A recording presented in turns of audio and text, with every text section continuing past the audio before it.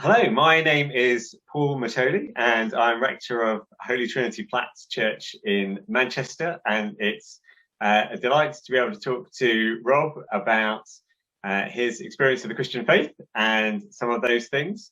Rob, do you want to just introduce yourself for us? Yeah, sure. I'm Rob. I've lived in Manchester for all of my life, and I currently work as a postdoctoral research assistant in chemistry at the University of Huddersfield. Super. And would you be able to give us just a sense of your experience of spiritual things um, before you got involved in the Christian faith? Yeah, so from my growing up, really, spiritual things were sort of not really a thing. It wasn't really talked about. Both me and my sister were christened, we were baptized, but that was it, really. There was no going into church. Churches were for weddings, christenings, funerals, if they ever happened. And apart from that, it just wasn't really mentioned at home. It was very much just it was a thing there if, like I said, for christenings, weddings or funerals. It wasn't really a thing in the house. And then can you tell us about what has changed? How did you get from where you were to where you are now and involved in Christian things? Yeah, sure. So I think originally I started to go to church because I had a friend who was just about to start her final year at university, and I'd done my final year previously and found it really tough. And I knew that keeping in touch with this friend was very difficult. It was a bit like playing tennis with a wormhole. You just never knew when it was coming back, if ever. So I started to go along to Holy Trinity Platt, and realised I was going along originally for the sort of the wrong reasons. As my friend was going, was very much a Christian. They would make notes, they would listen to what was going on, and I realised I was going along just to keep in touch with this friend, and that was perhaps the wrong way to go. So I continued going week in, week out, and then started to listen a bit more, taking it seriously because my friend was. And when I was leaving on a Sunday evening, I would feel better, and I didn't really know why I was feeling better.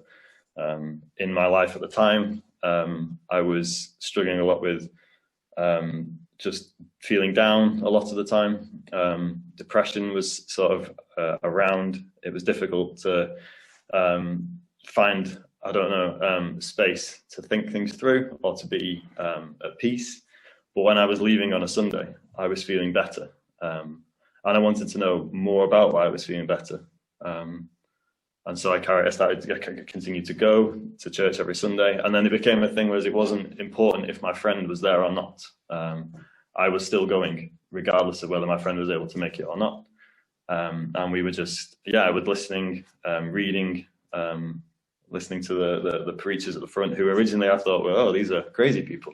But then suddenly everything was sinking in and sitting a bit more and just fitting well. And I was not feeling so down anymore. I think I always struggled with my one fear would always be being alone, and it was never alone in a relationship sense. It was more of alone as in if my friends or family weren't around, I would just be on my own. That always sort of scared me, and I think that didn't help with the feelings I had of depression. And then after reading and spending time and listening and learning about Jesus and just what faith means to me and feeling this connection, I realized that I'm not ever alone because he is with me. And I think that was the biggest thing to sort of just lift me and feel like I'm not alone. And then I continued at Platt, and it was about 6 months later, I became a Christian. I did the Christianity Explored course in the January.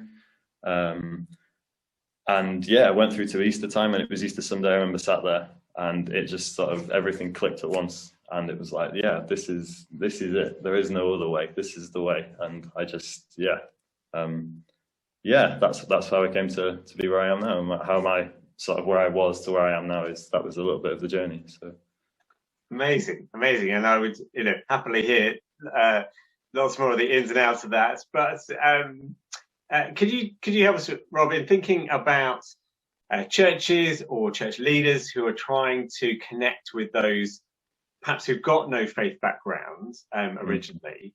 Have you got any advice or tips or things for them to think about? Yeah, I think my experience was great, really. I think it was it's never an easy journey. You're thinking lots of things. There's lots of questions going on in your head, and I think one thing that was good for me is that, or the phrase that comes to mind is, "There's no such thing as a stupid question." It is just a question that someone doesn't know the answer to, and whether you've been of faith for a month, a year, 10 years, someone may ask you a question and you think, "Well, that's obvious." But to someone who's new and coming from a non-faith background, whether they're 5, 25, 55, it's just a question they don't know the answer to. And I think cultivating an environment where questions are encouraged and there's an environment where they can wrestle and with these thoughts and these questions and explore them. I think that's an important environment to have. And to not be afraid to discuss a passage. If someone comes to you and asks a question, "Oh, well, this says this, but I've read somewhere else that it says this," and for leaders to be able to embrace that and say, "Yeah, I see what you're saying, but actually context is king," and just take the time to go through things with people. I think that creates. I was very lucky, I think, or blessed in the environments I were in. The questions I could ask questions to people, and they would take the time to answer them.